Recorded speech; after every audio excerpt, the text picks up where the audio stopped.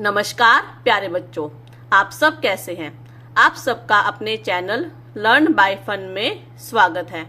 आज की इस वीडियो में हम बाल राम कथा के पाठ नंबर 9 राम और सुग्रीव के बारे में पढ़ेंगे। इस पाठ में हम पढ़ेंगे कि राम और सुग्रीव की मित्रता कैसे होती है। सुग्रीव राम जी को सीता जी के गहने दिखाता है और वो उन्हें देखकर दुखी होते हैं। किस प्रकार राम सुग्रीव के बड़े भाई बाली का वध करते हैं और उन्हें किष्किंधा का राजा बनाते हैं और उनके बाली के पुत्र अंगद को वहां का युवराज बनाते हैं। और उसके बाद हम देखेंगे कि सुग्रीव को राजपाट मिलने के बाद वो श्री राम को दिए गए वचन को भूल जाते हैं और लक्ष्मण द्वारा क्रोध करने पर वो दोबारा राम और उन लक्ष्मण की सहायता करते हैं और वो चारों दिशाओं में अपने वानरों को भेज देते हैं एक दल बनाकर, और सब वानर अलग अलग दिशाओं में सीता जी को ढूंढने निकल पड़ते हैं।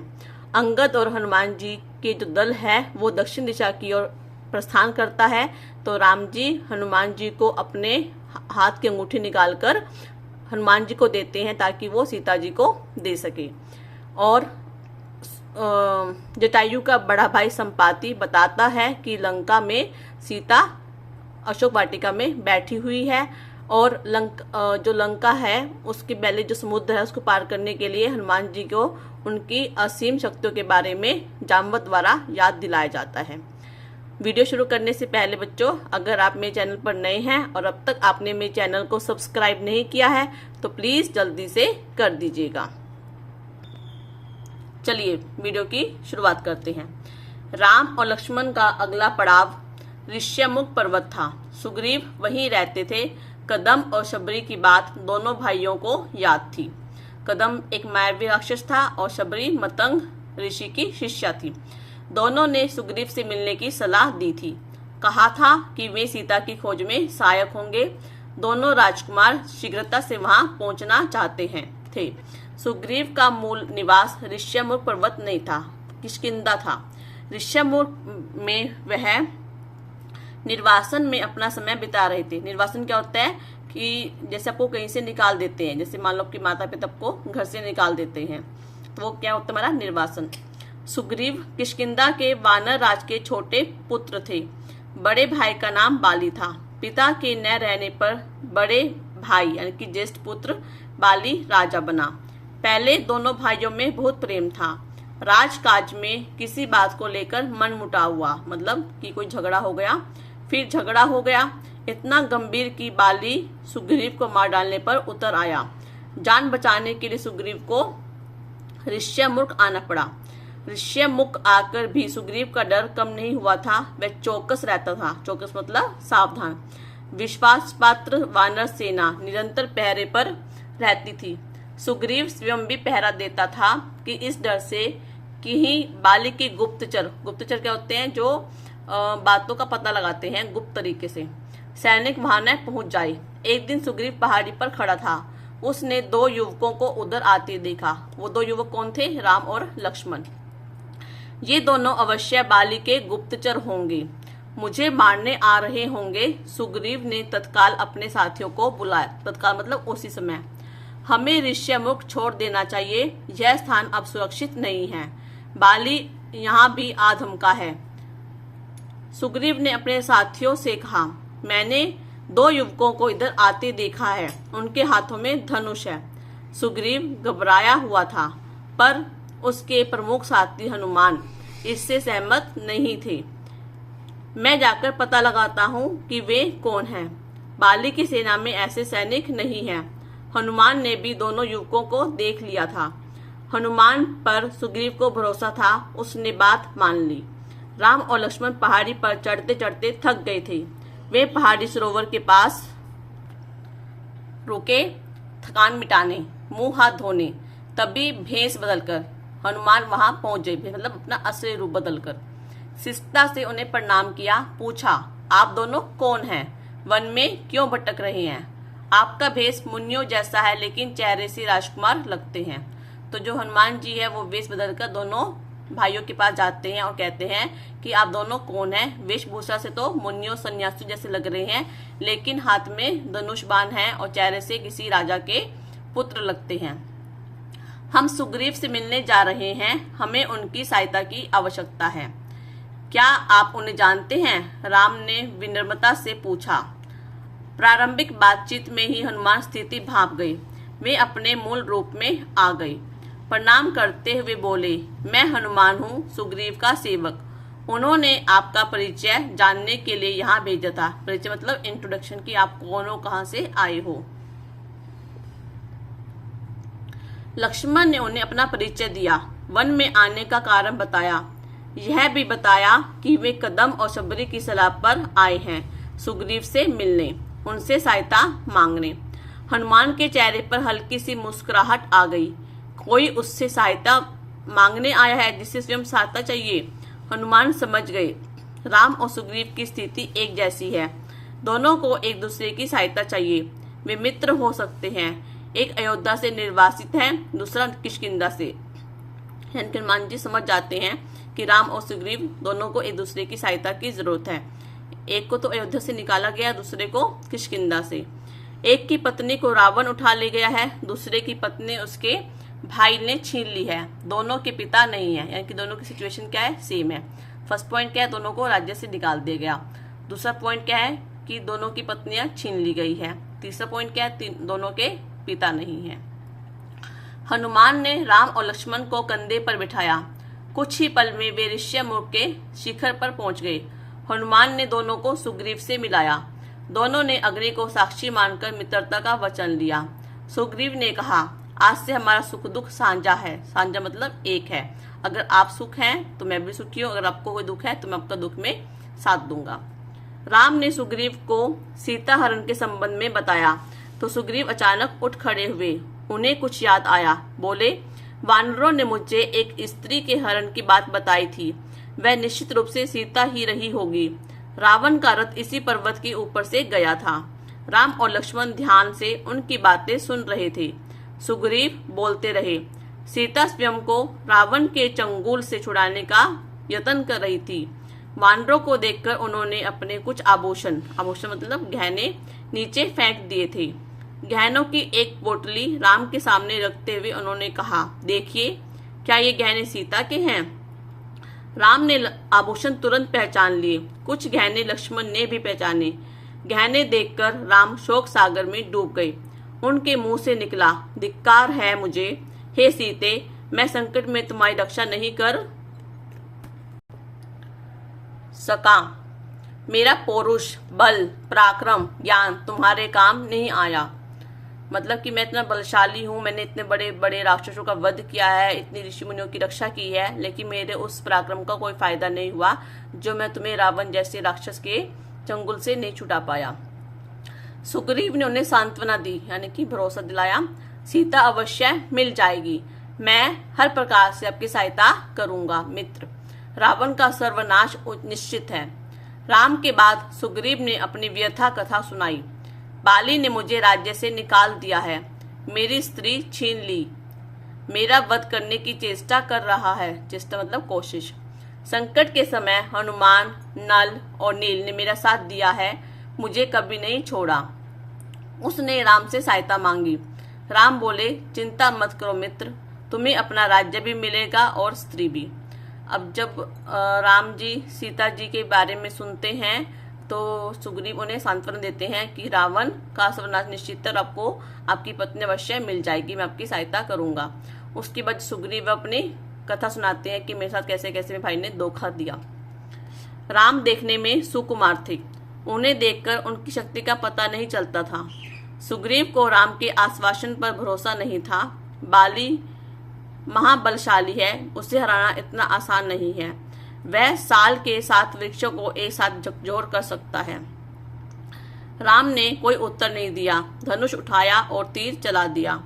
शाल के सातों विशाल वृक्ष एक ही बाण से कटकर गिर पड़े। इस शक्ति प्रदर्शन पर सुग्रीव ने हाथ जोड़ लिए। राम ने कहा, मित्र, अब विलंब कैसा? विलंब मतलब देर। बाली को युद्ध के लिए ललकारो, किष्किंधा की राजगद्दी का निर्णय उस युद्ध में हो जाएगा। जो सुग्रीव है उन्हें राम जी को देखने में ऐसा लगता है कि वो बहुत सुकुमार हैं, बिल्कुल नाजुक से हैं, वो बाली का वध नहीं कर पाएंगे क्योंकि बाली बहुत ही बलशाली है और वो चाहे तो साल के 7 वृक्षों को एक साथ उखाड़ के फेंक सकता है। जो राम जी है वो सुग्रीव की मन की बात को जान लेते हैं और वो एक अपने तरकस से बाण निकालते हैं और अपने एक ही बाण से साल के 7 वृक्षों को गिरा देती हैं ताकि सुग्रीव को उनकी बल पे, उनकी शक्ति पर विश्वास हो जाए। सुग्रीव चिंतित हो गए। युद्ध में बाली को हराना असंभव था। चिंतित मतलब परेशान, असंभव मतलब मुश्किल। राम बोले, चिंता मत करो मित्र, मैं पेड़ की ओर से युद्ध देखूंगा। जब तुम पर संकट आएगा तुम्हारी सहायता करूंगा। बाली की मृत्यु मेरे ही बाण से होगी, यह मारा जाएगा। योजना बनाकर सब किष्किंधा पहुंच गए। सुग्रीव आगे था। राम, लक्ष्मण और हनुमान छिप गए थे। मेरे पीछे राम की शक्ति है, सोचते हुए उसने बाली को ललकारा।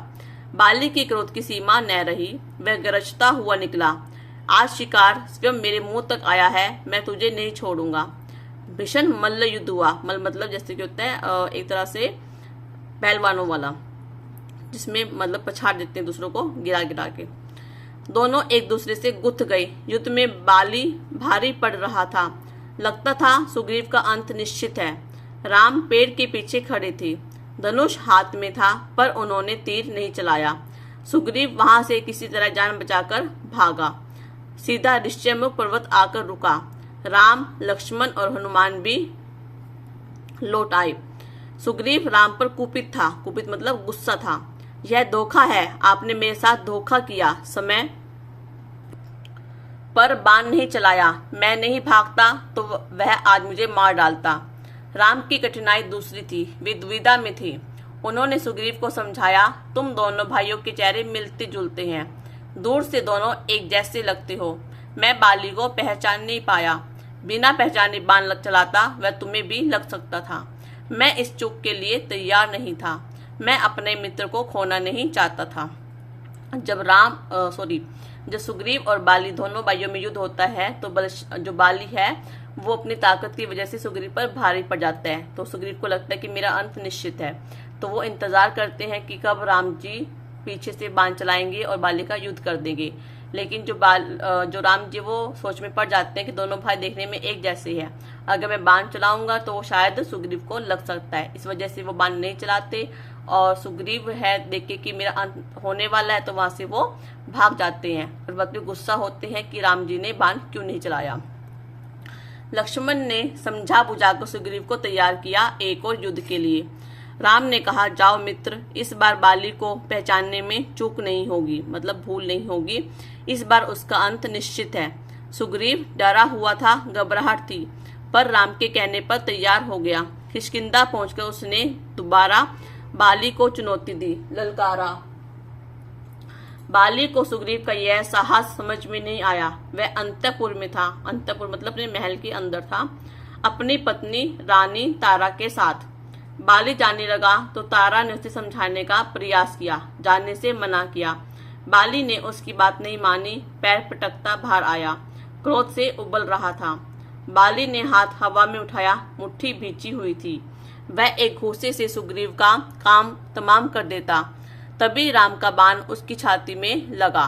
वह लड़खड़ाकर गिर पड़ा। बाली के गिरने पर राम, लक्ष्मण, हनुमान पेड़ों की ओर से बाहर निकल आए। आनन फानन में राज्याभिषेक की तैयारियां की गई। सुग्रीव को राजगद्दी मिली। राम की सलाह पर बाली के पुत्र अंगद को युवराज का पद दिया गया। अब दोबारा से लक्ष्मण के समझाने पर सुग्रीव है वो युद्ध के लिए तैयार होते हैं और वो दोनों भाइयों को पहचानने के लिए उन्हें एक माला भी पहना देती है ताकि दोनों भाइयों में अंतर बना रहे कि दोनों में सुग्रीव कौन है और बाली कौन है। जब दोनों में दोबारा से युद्ध होता है तो राम बाण चला देते हैं और वो बाली को लग जाता है, जिसके कारण बाली की मृत्यु हो जाती है और किष्किंधा का जो राज है वो सुग्रीव को मिल जाता है और जो बाली का पुत्र है अंगद उसे वहां का युवराज का पद मिल जाता है। राम ने सुग्रीव के लिए संबोधन बदल दिया। पहले उसको सुग्रीव बोलते थे, मित्र बोलते थे, अब उन्होंने क्या कहा? राजगद्दी पर बैठने के बाद उन्हें मित्र नहीं कहा, वानर राज कहकर संबोधित किया। सुग्रीव का मन था कि राम कुछ समय वहीं रहे उनके साथ। राम ने मना कर दिया, कहा यह पिता की आज्ञा के विरुद्ध होगा। उन्होंने मुझे वनवास दिया है, मैं वन में ही रहूंगा। क्योंकि जो राम जी के पिता थे दशरथ, उन्होंने ये उनको कैकेयी को वरदान देते हुए कहा था कि राम सिर्फ वन में ही वास करेगा, वो किसी नगर में या किसी गांव में प्रस्थान नहीं कर सकता, वो सिर्फ वन में ही रहेगा। तो सुग्रीव की प्रार्थना करने पर कि वो कुछ समय के लिए किष्किंधा में रहे, वहां के राज सेवा को भोग करे, लेकिन राम जी मना कर देते हैं। राम किष्किंधा से लौट आए। वर्षा ऋतु के कारण आगे जाना कठिन था। लंकारोहण मतलब लंका पर चढ़ाई कुछ समय के लिए स्थगित कर दिया गया, यानी कि पोस्टपोन कर देना। इस अवधि में परवक्षण पहाड़ पर रहे। प्रश्रवण। वर्षा ऋतु बीत गई। राम प्रतीक्षा कर रहे थे सुग्रीव की वानर सेना की, सीता की खोज के लिए। सुग्रीव ने राज तिलक के दिन राम को आश्वासन दिया था, लेकिन वे अपना वचन भूल गए। राग रंग में उलझ गए। राम चिंतित थे, दुखी भी। हनुमान को सुग्रीव का वचन याद था। राज तिलक के दिन वे वहीं थे। उन्होंने सुग्रीव को याद दिलाया। सुग्रीव ने वानर सेना एकत्र करने का आदेश दिया। यह काम सेनापति नल को सौंपा गया।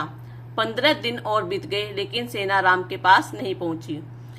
तो वर्षा ऋतु के कारण उन्होंने अपना जो प्रोग्राम था वो पोस्टपोन कर दिया। लेकिन जैसे वर्षा ऋतु बीती तो राम जी को चिंता होने लगी कि सुग्रीव कुछ भी नहीं कर रहे हैं।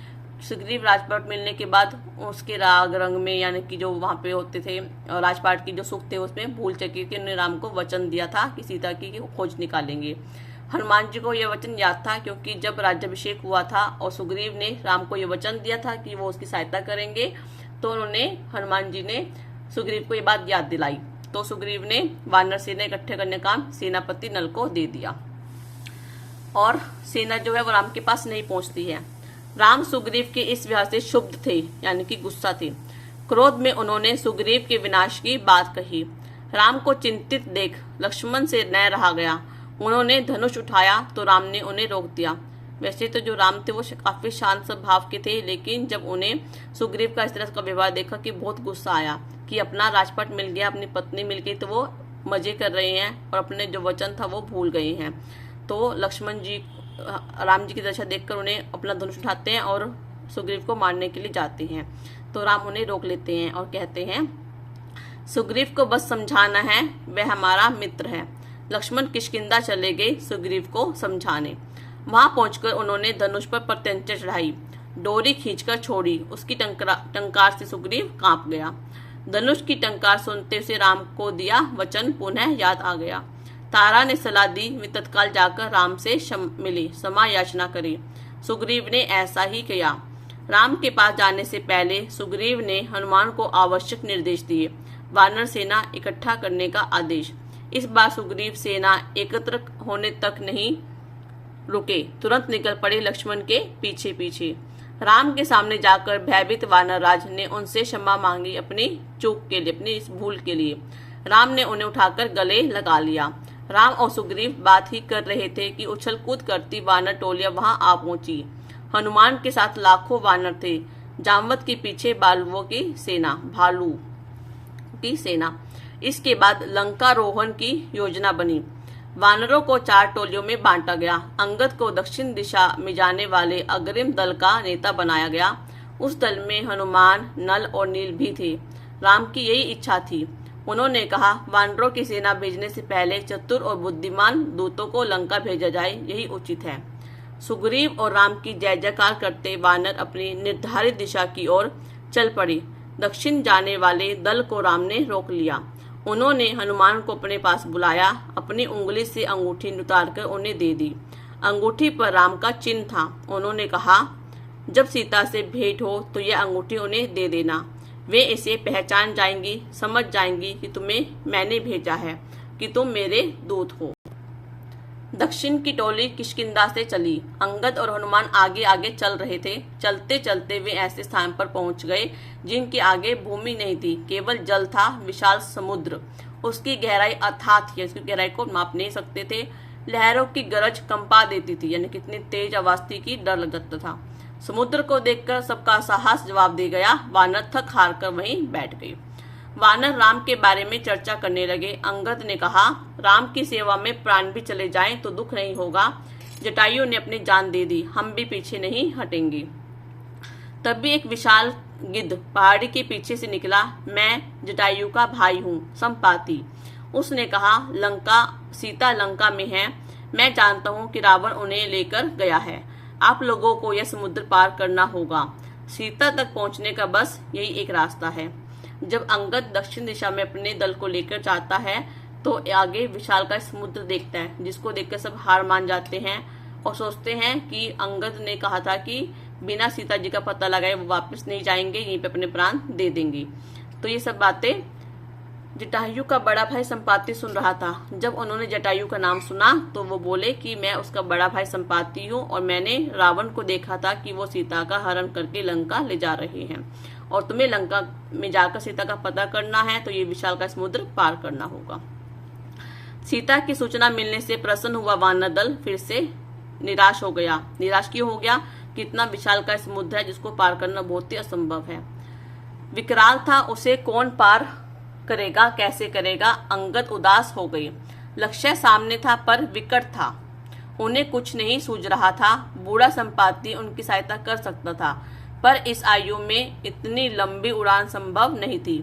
वानर दल असमंजस में पड़ गया। अंगद ने पहले ही कह दिया था कि काम पूरे किए बिना कोई किष्किंधा वापस नहीं जाएगा।